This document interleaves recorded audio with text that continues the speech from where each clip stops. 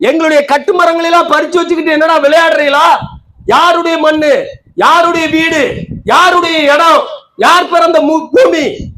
நீ மாட்டுக்கு வருவ, உலக வங்கி திட்டம் சொல்லுவ, கேளிக்கை திட்டம் சொல்லுவ, எங்களை தூக்கி வெளியே போட்டுருவையா? சென்னையினுடைய முதல் மூத்த குடி மீனவர் குடிதான். சேர சோழ பாண்டியர்கள் பாண்டியன் தான் மூத்தவன். அந்த மூத்த பாண்டியனுடைய சின்னமே மீனுதான். போர் முறைன்னு சொல்றாங்களா, அந்த கரந்தடி தாக்குதல் நடத்தின பெரிய மாவீரன் வர்ணகுல ஆதித்தன் காத்தானை கொடுத்த சமுதாயம் தான் இந்த சமுதாயம்.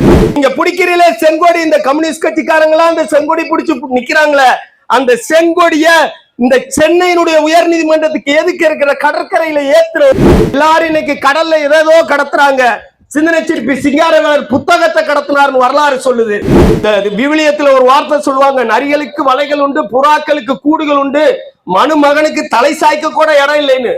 தலை சாய்க்க கூட ஒரு ஞாதியற்ற சமுதாயமா இந்த நெய்தல் குடியில இந்த அரசியல் கட்சிகள் ஆக்கிவிட்டு, இந்த ராயபுரத்துல ஒரு இண்டு இடுக்குல ஒரு சின்ன இடத்துல சிங்காரவேலருக்கு ஒரு மண்டபத்தை கட்டி வச்சிருக்காங்க.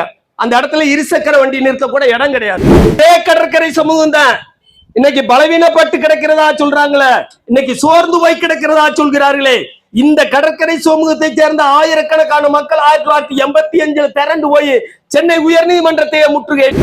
கொட்டு மலையிலே காங்கிரஸ் ரவுடிகள் எல்லாம் சேர்ந்து திராவிட முன்னேற்ற கழகத்தை உருவாக்குகின்ற பெருந்தலைவர்கள் அடித்து நொறுக்கி காயப்படுத்துவதற்கு திட்டமிட்டு கொண்டிருந்த பொழுது ராயபுரத்திலிருந்து அப்படியே பனமரத்திலிருந்து அப்படியே பெரிய கூட்டத்தை கூட்டிட்டு ஜீவரத்னம் அப்படியே நெஞ்ச நிமித்தி நின்றார். என்னை தாண்டி தாண்டா திமுக மேல கை வைக்க முடியும் என்ற ஒரு ஜீவரத்னம் மாபெரும் தலைவர். இந்த கடற்கரை சிலையில உங்களால ஒரு மணிமண்டபம் கட்டினா குறைஞ்சு போயிருவீங்களா? இந்த நாடு நாசமா போயிருமா? நாடு தலைகளா புரண்டு விழுந்துருமா? யானை தன் பலத்தை அறியாமல் சோர்ந்து கிடக்கிற மாதிரி இந்த சமுதாயம் சோர்ந்து கிடக்கு. ஆட்சியாளர்களுக்கு அறிவு வேணாமா? இந்த ஆட்சியாளர்களுக்கு புத்தி வேணாமா? அறிவார்ந்த முறையில நீங்க சிந்திச்சு பார்க்க வேண்டாமா? மீனவர்களை பத்தி யோசிக்க வேணாமா? மீனவர்களுடைய வாழ்வியல் குறித்து தெரியுமா? உங்களை மாதிரி திருடுற கூட்டமா? உங்களை மாதிரி களை வாங்குற கூட்டமா? உங்களை மாதிரி அயோக்கியத்தனம் பண்ற கூட்டமா? உங்களை மாதிரி ஏமாத்துற கூட்டமா? முல்ல மாதிரி கூட்டமா? உழைச்சு பிழைக்கிற கூட்டம். கடல்ல போயிட்டு அலைகடலுக்கு சூறாவளிக்கு சுறா மீனுக்கு அஞ்சாம நின்று சண்டை போடுற நாங்க இந்த சமவெளி பகுதியில உங்களை எல்லாம் ஏற்று சண்டை போட முடியாம கிடையாது.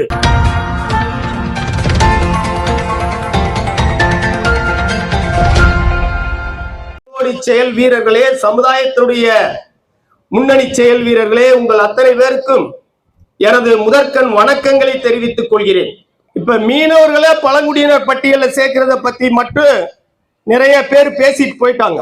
நாம் ஒரு பழங்குடியினர் பட்டியலை போராடி கெஞ்சி பெறுகின்ற நிலைக்கு ஆளாகி விட்டோம்.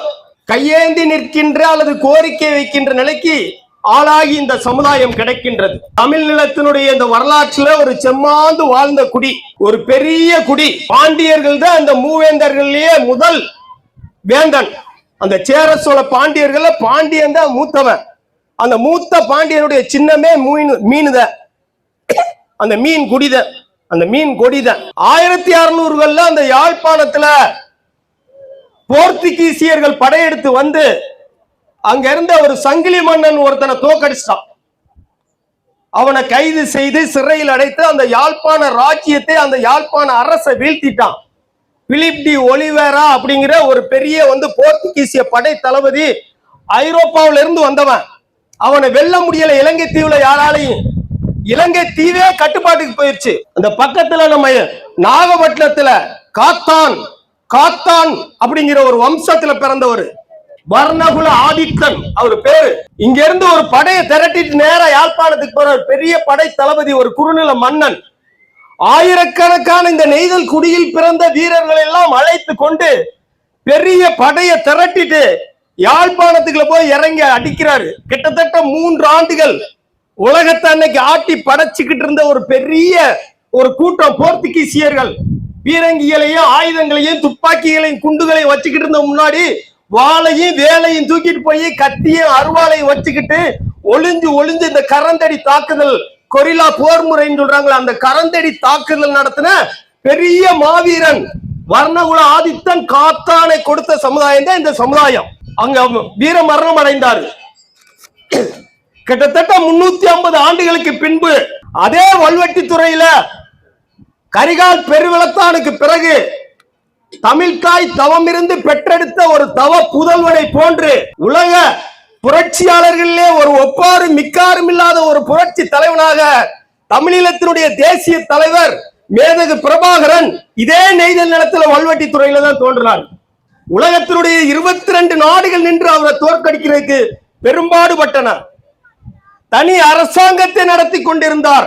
இன்னைக்கு நமது தமிழ்நாட்டு மீனவர்களை எல்லாம் அந்த பாக் நீரிணை கடற்பகுதியிலே அந்த பாண்டிச்சேரியிலிருந்து அப்படியே ராமேஸ்வரம் வரைக்கும் உள்ள கடற்பகுதியிலே நமது மீனவர்களை எல்லாம் குறிவைத்து தாக்குகிறார்களே அந்த கடற்படை, அந்த கடற்படைக்கு எதிராக எமது தமிழ் இனத்திற்கென்று அண்ணன் சூசை அவர்களுடைய தலைமையிலே தனியாக ஒரு கடற்படையை கட்டி இலங்கை நாட்டினுடைய அந்த பெரிய கடல் பகுதியில 2/3 கடல் பகுதியை தன்னுடைய கட்டுப்பாட்டில் வைத்து ஆட்சி நடத்தியவர் அண்ணன் பிரபாகரன், தமிழீழ தேசிய தலைவர். இதே போன்று ஒரு நெய்தல் நிலத்திலே வல்வெட்டி துறையிலே பிறந்தவர், மறந்துவிடக் கூடாது. நாம இந்த உட்கார்ந்து இருக்கிற மண் இருக்க, இந்த மண்ணு பெரிய போர்க்களங்களை கண்ட மண்ணு. இன்னைக்கு எங்களை நீங்க நகர்த்தி நகர்த்தி கொண்டு வந்து இந்த இடத்துல நிறுத்திருப்பீங்க. இந்த சீரணி அரங்கம் இருந்துச்சு, பெரிய மைதானம் இருந்துச்சு, மாபெரும் பொதுக்கூட்டங்கள் நடக்கு, சுதந்திர போராட்ட கூட்டங்கள் நடந்திருக்கிறது, விவேகானந்தர் வந்திருக்கிறார், காந்தி வந்திருக்கிறார், உலகத்தினுடைய பெரிய தலைவர்கள் எல்லாம் வந்திருக்கிறார்கள். இந்த மண்ணுல ஒப்பாரும் மிக்காரும் இல்லாத இந்த உலக தலைவர்களிலே மிகச்சிறந்த தலைவன் உதித்த மண்ணு இந்த நடுக்குப்பம். சிந்தனை சிற்பி சிங்காரவேலர் 1923 நீங்க பிடிக்கிறீங்களே செங்கோடி, இந்த கம்யூனிஸ்ட் கட்சிக்காரங்களா அந்த செங்கோடி பிடிச்சு நிக்கிறாங்களே, அந்த செங்கோடிய இந்த சென்னையினுடைய உயர் நீதிமன்றத்துக்கு எதுக்கு இருக்கிற கடற்கரையில ஏத்துறவரு ஹிந்துஸ்தான் லேபர் கிசான் பார்ட்டி அப்படின்னு ஒரு கட்சியை நிறுவனாரு. இந்திய தொழிலாளர் விவசாயிகள் கட்சின்னு ஒரு கட்சியை இந்தியாவில் முதல்ல நிறுவனவரு சிந்தனை சிற்பி சிங்காரவேலர். 1925 இந்திய பொது உடைமை கட்சியை நிறுவனவர்ல முக்கியமான தலைவர் சிந்தனை சிற்பி சிங்காரவேலர். உலகத்துல அவர் படிக்காத நூல்களே இல்ல, பெரிய நூலகம் இருந்துச்சு. பாரதியார் அவருடைய மடியில மாண்டு போனார்னு வரலாறு சொல்றாங்க. எல்லாரும் இன்னைக்கு கடல்ல ஏதோ கடத்துறாங்க, சிந்தனை சிற்பி சிங்காரவேலர் புத்தகத்தை கடத்தினார்னு வரலாறு சொல்லுது. வெளிநாடுகள்ல இருந்து, ரஷ்யாவில இருந்து கடல் வழியாக புத்தகம் எல்லாம் கடத்தப்பட்டு அன்னைக்கு பிரெஞ்சுக்காரர்களுடைய கட்டுப்பாட்டுல இருந்து அந்த பாண்டிச்சேரியில வந்து அந்த புத்தகம் இறங்கிரு. அந்த புத்தகத்தை எல்லாம் சும்மா நொறுக்கு தீனிகள் சொல்லி ஒரு மூட்டைகளா கட்டி அப்படியே பாண்டிச்சேரியில இருந்து இந்த நடுக்குப்பை வரைக்கும் காட்டு வழியா இந்த ஒத்தையடி பாதையா இருந்த இந்த கிழக்கு கடற்கரை நெடுஞ்சாலை வழியா அவர் வீட்டுல கொண்டு வந்து படிச்சு படிச்சு படிச்சு படிச்சு இந்த மக்களை தட்டி எழுப்பினவரு. இந்த சென்னை நகரமன்றத்தில் அவர் உறுப்பினரா இருந்தாரு. தாய் தமிழ்ல அவர் தான் முதலில் வந்து அவர் தான் உறுதிமொழி ஏற்றாரு. இந்த மதிய உணவு திட்டத்தை சென்னை மாநகராட்சி பள்ளிகளில் முதலில் அறிமுகப்படுத்தியவர் சிந்தனை சிற்பி சிங்காரவேலர். சிங்காரவேலருக்கு பின்னர் புரட்சியாளர்களே பிறக்கவில்லைன்னு சொல்லிட்டு பெரியார் சொன்னாரு. சிங்காரவேலரோடு புரட்சி செத்து விட்டதுன்னு பாரதிதாசன் சொன்னான். சிங்காரவேலனை போல் எங்கேன்னு கண்டதுண்டா அப்படின்னு. நீங்க பெரியாரை கொண்டாடுகிறார்கள், பாரதிதாசனை கொண்டாடுகிறார்கள். சுதந்திர பித்தன், யோக்கியன், அரசியலில் உத்தமன் மறைந்து விட்டார் அப்படின்னு ராஜாஜி சொன்னாரு. சிங்காரவேலர் சர்மாவாக பிறந்திருந்தால் மயிலை மாஸ்கோவில் சிலை வைத்திருக்கும் சொன்னாரு அண்ணா. வெட்டுக்கிளிகளையும் பச்சோந்திகளையும் கொண்டாடி கொண்டிருக்கின்ற இந்த உலகம் புரட்சி புலியை மறந்து விட்டனர் சொன்னாரு அண்ணா. அப்படிப்பட்ட ஒரு புரட்சி புலி இந்த நாட்டுக்கு பெற்றுக் கொடுத்த சமுதாயம் தான் இந்த நெய்தல் குடி. நீங்க யாராருக்கோ மணிமண்டபங்களை வைத்திருக்கிறார்கள். அந்த சென்னையினுடைய உயர் நீதிமன்றத்திலிருந்து அப்படியே ஒரு இருசக்கர வண்டி எடுத்துக்கிட்டு நீங்க இந்த இடம் வரைக்கும் வாங்க, இந்த கலங்கரை விளக்கு வரைக்கும் வந்து பாருங்க. சாலையினுடைய 2 பக்கமும் யார் யாருடைய சிலைகள் இருக்கின்றன, என்னென்ன கட்டடங்கள் இருக்கின்றன. அந்த உயர் நீதிமன்றத்துக்கிட்ட ராஜாஜி சிலை இருக்கு, அங்க இருந்து தொடர்ந்து பல சிலைகள் இருக்கிறது. அந்த இடத்துல நீங்க 4 நினைவிடங்களை கட்டி வைத்திருக்கிறீர்கள். அண்ணாவுக்கு முன்னாள் முதல்வர்களுக்கெல்லாம் கட்டி வைத்திருக்கிறீர்கள். ஆனா அவரு பிறந்த மண்ணுல இந்த பக்கத்துல பாருங்க, அந்த இண்டு இடுக்குல 2 பக்கமும் அப்படியே அணைச்சு அந்த இடத்தை கைப்பற்றிட்டாங்க. உள்ளுக்குள்ள அவருடைய மூதாதையருடைய கல்லறை இருக்கு. இந்த லேடி வெல்லிங்டன் பள்ளி, வெல்லிங்டன் பிரபு அவருடைய நிலத்தை பறிச்சு அவருடைய இடத்தை பறிச்சு அவனுடைய மனைவி பேர்ல அந்த இடத்துல ஒரு பள்ளிக்கூடத்தை நிறுவுறான். எல்லாம் இது வந்து கட்சிக்கான கூட்டம் கிடையாது. எந்த கட்சி ஆட்சிக்கு வந்தாலும் நெய்தல் மக்களை புறக்கணித்தான் போகிறார்கள். இந்த விவிலியத்துல ஒரு வார்த்தை சொல்லுவாங்க, நரிகளுக்கு வலைகள் உண்டு, புறாக்களுக்கு கூடுகள் உண்டு, மனுமகனுக்கு தலை சாய்க்க கூட இடம் இல்லைன்னு. தலை சாய்க்க கூட ஒரு ஞாதியற்ற சமுதாயமா இந்த நெய்தல் குடிகளை வந்து இந்த அரசியல் கட்சிகள் ஆக்கிவிட்டனர். எந்த கட்சிக்கும் போகலாம், நம்ம பல கட்சிகளை சேர்ந்தவங்க இங்க இருக்கலாம். ஆனால் நான் திமுகவில் இருந்தால் திமுகவின் குரலாகத்தான் ஒலிக்க முடியும். நான் அதிமுகவில் இருந்தால் அதிமுகவின் குரலாகத்தான் ஒலிக்க முடியும். இந்த ராயபுரத்துல ஒரு இண்டி இடுக்குல ஒரு சின்ன இடத்துல சிங்காரவேலருக்கு ஒரு மண்டபத்தை கட்டி வச்சிருக்காங்க. அந்த இடத்துல இருசக்கர வண்டி நிறுத்த கூட இடம் கிடையாது. தமிழ்நாட்டினுடைய பெரிய தலைவர்களுக்கெல்லாம் மணிமண்டபம் அப்படித்தான் இருக்கா?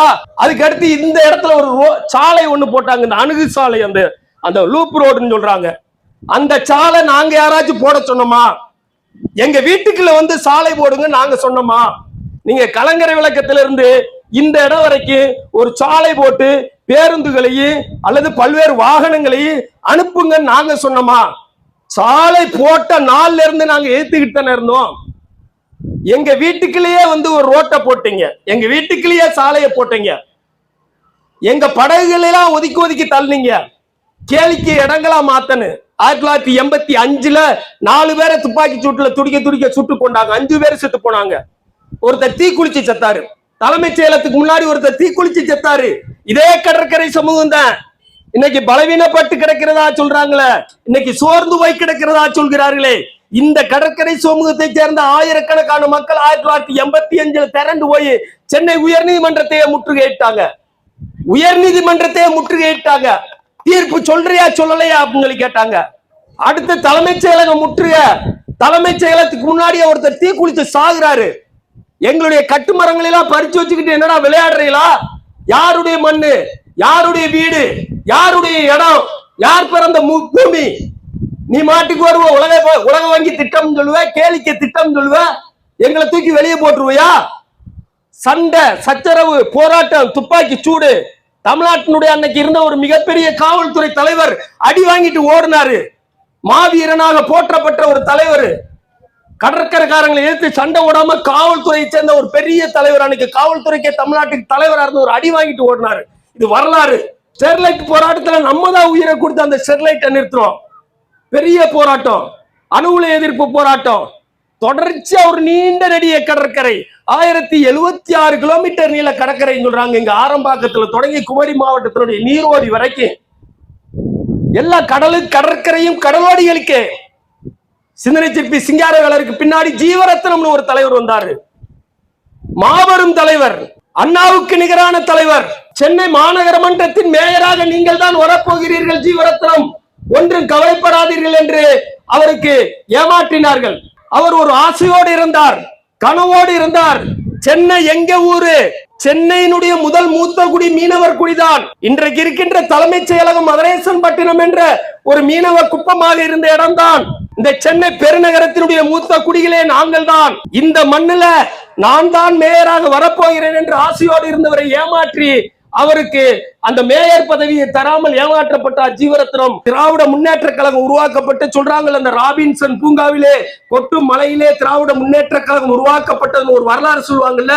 கொட்டும் மலையிலே காங்கிரஸ் ரவுடிகள் எல்லாம் சேர்ந்து திராவிட முன்னேற்ற கழகத்தை உருவாக்குகின்ற பெருந்தலைவர்கள் அடித்து நொறுக்கி காயப்படுத்துவதற்கு திட்டமிட்டு கொண்டிருந்த பொழுது ராயபுரத்திலிருந்து அப்படியே பனமரத்தொட்டிலிருந்து அப்படியே பெரிய கூட்டத்தை கூட்டிட்டு வந்து ஜீவரத்னம் அப்படியே நெஞ்ச நிமித்தி நின்றார். என்னை தாண்டி தாண்டா திமுக மேல கை வைக்க முடியும் என்ற ஒரு ஜீவரத்னம் மாபெரும் தலைவர். அவருடைய வரலாறை இவங்க பேசுறாங்களா? சிங்காரவேலருடைய வரலாறை பேசுறாங்களா?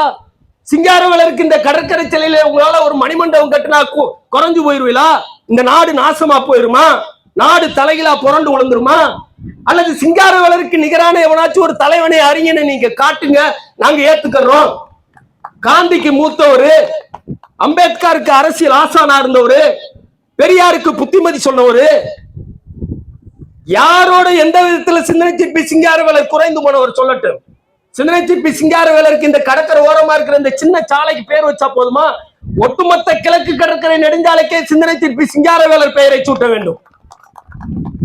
சிந்தனை சிற்பி சிங்காரவேலருடைய மணிமண்டபம் வந்து இந்த கடற்கரை சாலையில பிரமாண்டமாக கட்டி எழுப்ப வேண்டும். ஏன் இதெல்லாம் நடக்காம இருக்கு? நாம் பிரிந்து கிடக்கிறோம் என்பது உண்மைதான். அங்கிருந்து கன்னியாகுமரியில இருந்து பல்வேறு சமூகங்கள், அதான் பாரம்பரிய மீனவர்கள் சொல்றாங்க. 2-3 மீனவர்கள் இருக்காங்க. பாரம்பரிய மீனவர்கள், தொழில்முறை மீனவர்கள், வணிக மீனவர்கள். இப்ப ராமேஸ்வரம் தீவுல போயிட்டேன்னா கோயில்ல அர்ச்சகர் வேலை பார்க்கிறவருக்குலாம் வந்து மீனவர் அடையாள அட்டை இருக்குன்னு சொல்லுவாங்க. கடை வச்சுக்கிட்டு அங்கிட்டு ஒரு பெட்டி கடை வச்சுக்கிட்டு இருப்பாரு, அவருக்கு இந்த ஊருக்கு சம்பந்தம் இருக்காது, அவரு மீனவர் அடையாள அட்டை வச்சிருப்பார். உண்மையான நொச்சிக்குப்ப மீனவர்கிட்ட மீனவர் அடையாள அட்டை இருக்காது, அவர் வேற எதையோ கவனம் செலுத்திக்கிட்டு இருப்பாரு. வெளியில இருந்து வந்தவன் மீனவர் அடையாள அட்டை வந்துருவான், மீனவர் கூட்டுறவு சங்கத்துல சேர்ந்துருவான். அவெல்லாம் தொழில்முறை மீனவர்கள், பஞ்சம் பிழைக்க கடற்கரை நாடி வந்தவர்கள். வந்தாரை வாழ வைக்கின்ற ஊரு கடற்கரை. யாரு வந்தாலும் சோறு ஓடுவோம், யாரு வந்தாலும் அரவணைப்போம், எல்லாருக்கும் நியாயம் வழங்குவோம், எல்லாருக்கும் நீதி வழங்குவோம். ஆனா நம்மளை நாம காப்பாத்திக்காம விட்டோம், நம்ம பிள்ளை குட்டிகளை காப்பாத்திக்காம விட்டுட்டோம். கன்னியாகுமரியில இருந்து தொடங்கி முக்குவர், பரவர், பட்டினவர் சமுதாயம் என்ன சாதாரண சமுதாயமா, குறைந்த சமுதாயமா?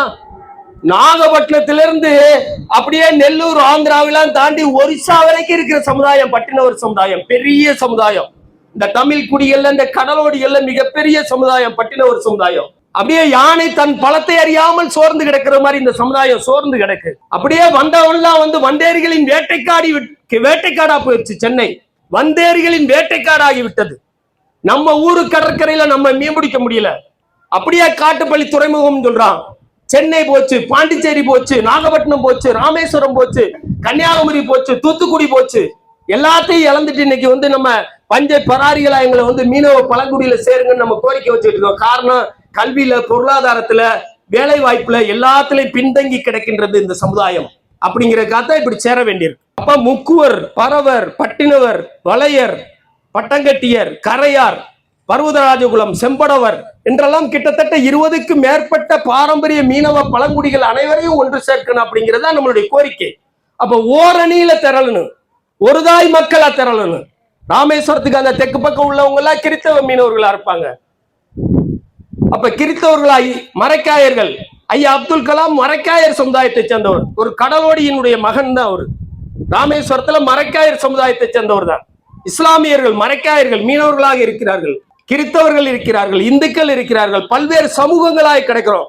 கடற்கரையை தூண்டி போட்டு மீன் பிடிக்கிறவனு இருக்கான், கட்டுமரம் போட்டு மீன் பிடிக்கிறவனு இருக்கான், பத்தா போட்டு மீன் பிடிக்கிறவன் இருக்கான், வல்லம் போடுறவங்க இருக்கான், விசைப்படகு இருக்கு, ஃபைபர் போட்டு இருக்கு, பல்வேறு விதமான மீன்பிடி முறைகள் இருக்கு.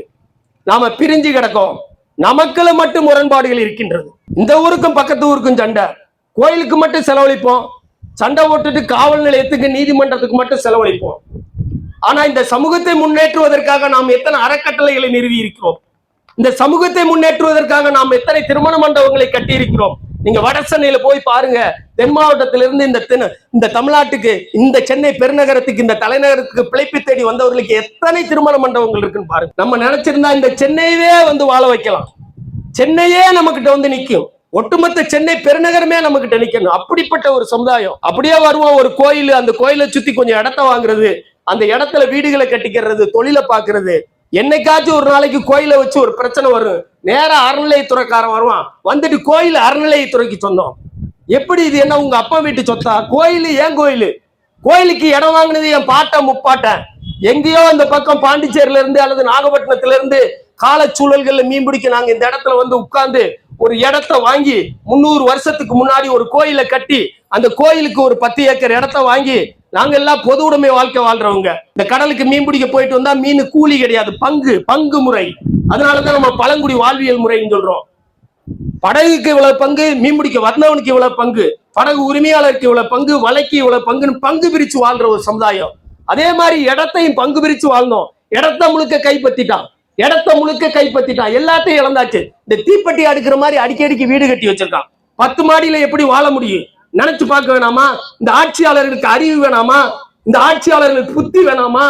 அறிவார்ந்த முறையில நீங்க சிந்திச்சு பார்க்க வேண்டாமா? மீனவர்களை பத்தி யோசிக்க வேணாமா? மீனவர்களுடைய வாழ்வியல் குறித்து தெரியுமா? உங்களை மாதிரி வந்து திருடுற கூட்டமா? உங்களை மாதிரி களை வாங்குற கூட்டமா? உங்களை மாதிரி அயோக்கியத்தனம் பண்ற கூட்டமா? உங்களை மாதிரி ஏமாத்துற கூட்டமா? முல்ல மாதிரி கூட்டமா? உழைச்சு பிழைக்கிற கூட்டம். நான் இந்த இடத்துல என் வீடு இருக்கு, வீட்டுக்கு முன்னாடி ஒரு முற்றம் இருக்கு, முற்றத்துல நான் போய் மீன் முடிச்சு வருவேன். வந்து என் வலைய காய போடணும், வலைய காய போட்டு மீனை தெரிக்கணும், மீனை காய வைக்கணும், கருவாடாக்கணும், வலையில இருக்கிறத பொத்தணும், அடைக்கணும், திருப்பி நான் கடலுக்கு போகணும். என் புள்ள குட்டி அதுல நின்று விளையாடுவாங்க. எங்க இடத்த பறிச்சுட்டு நீ மாட்டுக்கு அப்படியே அடுக்குமாடி மாதிரி கட்டி வச்சுட்டு எங்க ஊருக்குள்ளே நீ சாலையை போட்டுட்டு யாருட்டு என்ன விளையாடிக்கிட்டு இருக்காங்க? இது வந்து சாது மிரண்டால். இது தேர்தலுக்காக. தேர்தல் வரும் போகும், ஆட்சியாளர்கள் வருவார்கள் போவார்கள், யாரை பத்தி எங்களுக்கு கவலை கிடையாது. we are running a parallel government. நாங்க இன்னைக்கு போட்டி அரசாங்கத்தை தான் நடத்தி கொண்டிருக்கிறோம். இந்த ஆட்சியாளர்களுக்கு அரசியல் கட்சி, எல்லா அரசியல் கட்சிக்கு தான் சொல்றோம், எல்லா அரசியல் கட்சிக்கு தான் சொல்றோம். எல்லா தலைவர்களுக்கும் தான் சொல்கிறோம், எல்லா அரசுகளுக்கும் தான் சொல்றோம். We are running a parallel government. இன்னைக்கு நாங்கள் போட்டி அரசாங்கத்தை தான் நடத்தி கொண்டிருக்கிறோம். இன்னைக்கு இந்த சென்னை பெருநகரம் உலகத்தினுடைய பெரிய நகரங்களுக்கு இணையானதுதான். உலகத்தினுடைய பெரிய நகரங்களுக்கு இணையாதான். டோக்கியோவை போன்று, நியூயார்க்கை போன்று, லண்டனை போன்று. ஆனா இந்த சென்னை பெருநகரத்தில் இருக்கிற இத்தனை சாதிகள், இத்தனை சமுதாயங்கள்ல இன்னைக்கு ஒரு பஞ்சாயத்து முறையை வச்சுக்கிட்டு ஒரு நாட்டாமையை வச்சுட்டு உட்கார்ந்து இருக்கோம். இந்த சீனிவாசபுரம், அந்த முள்ளிக்குப்பம் அந்த உட்கார்ந்து இருக்காங்க. எங்க ஊர்ரா, எங்களுக்கு ஒரு கட்டமைப்பு இருக்குடா, எங்களுக்கு ஒரு தலைவன் இருக்கிறான்டா, எங்களுக்கு ஒரு பஞ்சாயத்து முறை இருக்குடா. அது இருக்க வரைக்கும் நீங்க எங்களை அழிக்கவே முடியாது. அது இருக்க வரைக்கும் எங்களை நீங்க அழிக்கவே முடியாது. இந்த யுத்தம் தொடர்ந்துகிட்டு தான் இருக்கு. இது தலைமுறை தலைமுறையா தொடரும். இன்று நேற்றல்ல, இது 1000 ஆண்டு கால யுத்தம் தான். இது 2000 ஆண்டு கால யுத்தம் தான். சென்னைக்குள்ள என்னைக்கு வெள்ளக்காரன் வந்தாலும் அன்னைக்கே தொடங்கிடுச்சு யுத்தம். சிந்தனை சிற்பி சிங்காரவேலர் அந்த யுத்தம் நடத்தினாரு. தமிழில தேசிய தலைவர் பிரபாகரன் அந்த யுத்தத்தை நடத்தினாரு. யுத்தம் நடந்துகிட்டே தான் இருக்கும். யுத்தத்துல நாங்க தோற்று போக மாட்டோம். பின்னடைவு இருக்கலாம், கொரோனா இருக்கலாம், ஆனா நாங்க சண்டை ஓட்டுக்கிட்டே தான் இருப்போம். சண்டை போடுறதுக்காக பிறந்த சமுதாயம் தான். கடல்ல போயிட்டு அலைகடலுக்கு, சூறாவளிக்கு, சுறா மீனுக்கு அஞ்சாம நின்று சண்டை போடுற நாங்க இந்த சமவெளி பகுதியில உங்களை எல்லாம் ஏற்று சண்டை போட முடியாம கிடையாது. ஒரு பண்பட்ட இந்த சமூகத்தை, இந்த சட்டத்தை, இந்த மக்களை, இந்த நீதியை, இந்த அமைதியை நாங்க சீர்குலைக்க கூடாது என்ற நல்ல நோக்கத்தோடு வாழுகின்ற மக்கள். நீங்க சீண்டவே கூடாது. எமது மக்களுடைய கோரிக்கையில் நிறைவேற்றப்பட வேண்டும். அந்த கட்டமைப்பை உருவாக்குவதற்கு நாம் அனைவரும் ஒன்றிணைய வேண்டிய தேவை இருக்கிறது. அந்த ஒருங்கிணைப்பு என்பது சாதியை கடந்து, சமயங்களை கடந்து, தொழில் முறையை கடந்து, ஊரை கடந்து, பிரதேசத்தை கடந்து, மாவட்ட எல்லைகளை கடந்து ஒரு ஜனநாயகப்படுத்தப்பட்ட ஒரு முறையில நம்ம பஞ்சாயத்துக்களை எல்லாம் மாற்றி அமைச்சு ஒரு தலைமை இருக்கணும். ஒரு தேர்தல் முறையில தேர்ந்தெடுக்கப்படணும். அந்த தலைவருக்கு அடுத்த பக்கத்து ஊர் தலைமை இருக்கணும். பக்கத்து ஊருக்கு நமக்கு ஒரு இணக்கமான உறவு இருக்கணும். அப்படியே கன்னியாகுமரியில இருந்து சென்னை வரைக்கும் உள்ள ஒவ்வொரு கடற்கரை ஊரை அப்படியே மாலை கோர்க்கிற மாதிரி அப்படியே கோர்த்து ஒரு இணைப்பை உருவாக்கணும். அந்த இணைப்பை கூப்பிட்டு அந்த ராஜ்புட் மகா பஞ்சாயத்து அப்படின்னு சொல்லி உட்காருவாங்க. வட இந்தியாவுல தேர்தல் நெருங்கும் போது ராஜ்புட் மகா பஞ்சாயத்து உட்காந்துட்டானா எல்லாரும் ஆடி பயந்துருவான். அவன் சொல்றத சட்டம். 600 சொச்ச மீனவ கிராமத்தை சேர்ந்த மீனவர் சமுதாய தலைவர்கள் இந்த பஞ்சாயத்தாரன் இன்னைக்கு உட்கார்ந்து இருக்கும். இந்த முள்ளிக்குப்பம் இன்னும் பல்வேறு ஊர்களை சேர்ந்த பஞ்சாயத்தர் இதே மாதிரி எல்லாரும் சேர்ந்து சென்னையில உட்கார்ந்துட்டாங்கடா. 600 சொச்ச மீனவ கிராம பஞ்சாயத்தார்கள் அமர்ந்து விட்டார்கள். அவர்கள் எடுக்கிறதா உச்ச நீதிமன்ற தீர்ப்பு மாதிரி. கடற்கரைக்கார மீனவனுடைய ஓட்டு யாருக்கு அப்படின்னு அவங்க சொன்னாத்தாண்டா தீர்ப்பு அப்படிங்கிற நிலை வரணும். அந்த நிலையை நோக்கி நகர்த்துவதற்கு தான் இது போன்ற கூட்டங்கள் கூட்டப்படுது.